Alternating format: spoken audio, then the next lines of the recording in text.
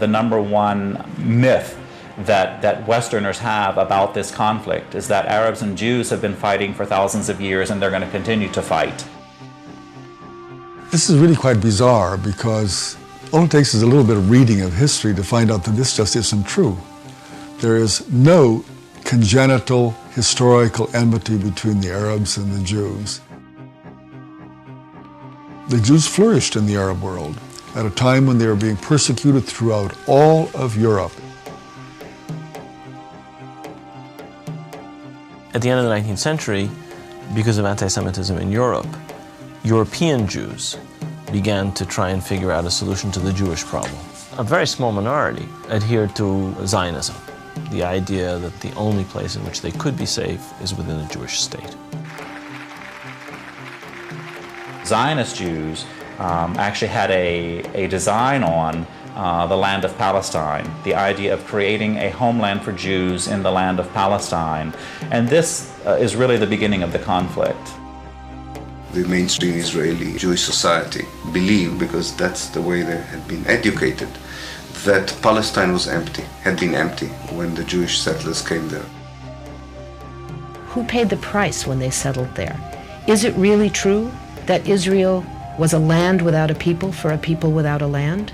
Palestine was not empty. It was a land populated by Arabs who had a high level of culture, high level of education. With farms and markets and towns and villages and roads and commerce and lots of interaction with the rest of the world. The population was overwhelmingly Arab.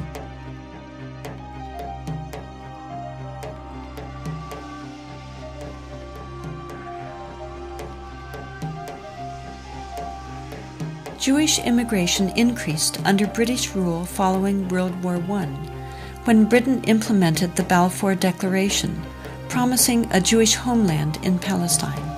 This measure conflicted with Britain's previous promise of self-rule for Arab inhabitants throughout the region. Britain was basically extremely supportive of the Zionist movement. It helped to establish all of the structures of a state. At the same time, the Arabs of Palestine were denied the right of self-determination.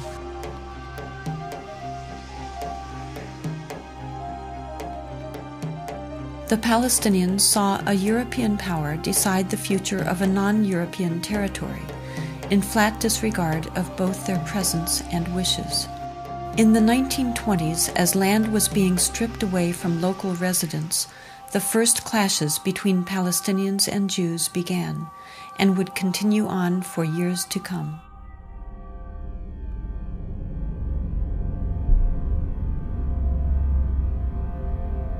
Until the early 1930s, the Jewish population of Palestine remained under 17%.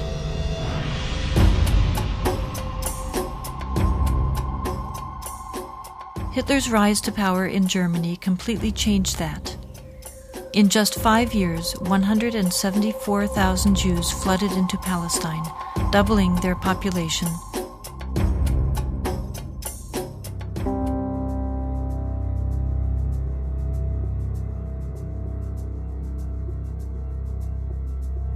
As the world attempted to make amends for the horrors of Nazi genocidal policies, efforts to make Palestine a Jewish homeland increased. The Palestinians, they were not the Nazis. They were not responsible for the Holocaust. But they were the ones who paid the price. In 1947, with the conflict spiraling out of control, Britain decided to turn the problem of Palestine over to the United Nations.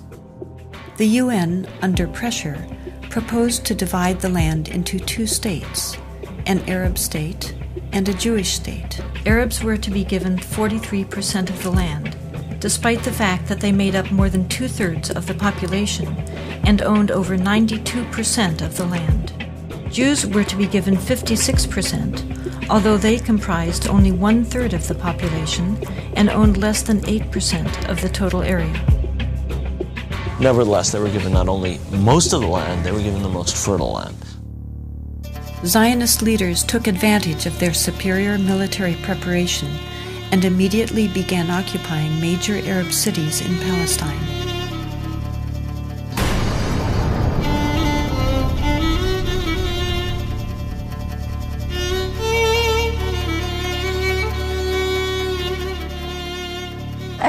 among the people that conquered Akko. When we were walking around, we entered a flat. There was a pair of shoes of a small child, maybe 2 years old. They didn't have time to put on the shoes, so they left the shoes and they ran away. They left everything.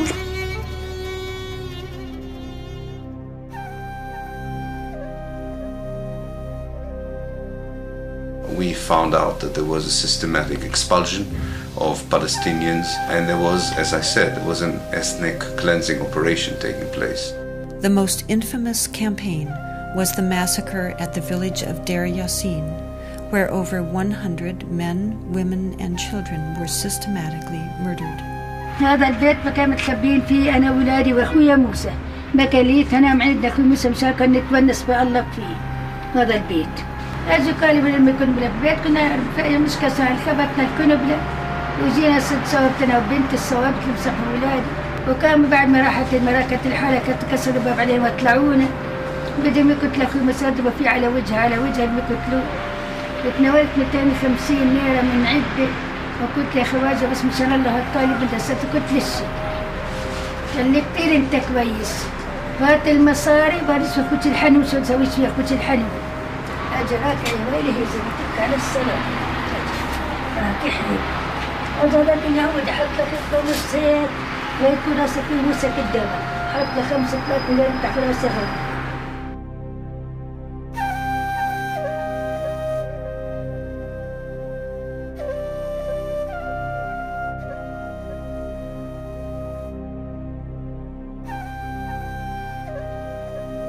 The ruthlessness of the attack on Deir Yassin drove fear and panic into the Palestinian population and led to the flight of unarmed civilians from their homes all over the country.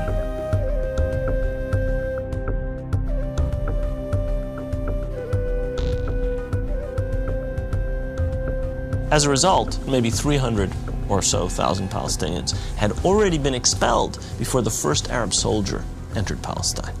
Some of the neighboring Arab armies finally intervened after May 15, 1948, when Israel officially announced its statehood. Although there was a lot of war rhetoric on the Arab side, very few soldiers, Arab soldiers, were sent into the battlefield. And actually, for most parts of the war, there was superiority on the side of the Israeli army.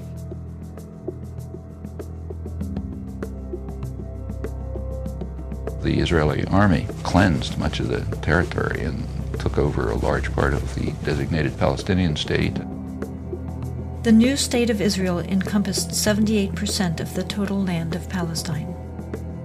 The West Bank came under Jordanian control and the Gaza Strip under Egyptian dominion.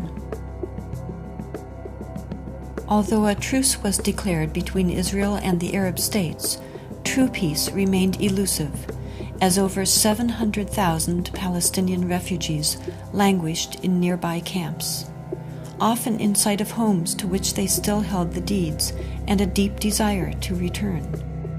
Most of the deserted and evicted Palestinian villages were erased from upon the earth and were either turned into Jewish settlements or into fertile land.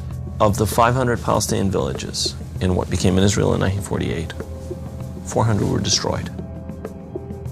These efforts to destroy the possibility of their returning home were countered by the United Nations, which continues to affirm their human right enshrined in international law and morality to return.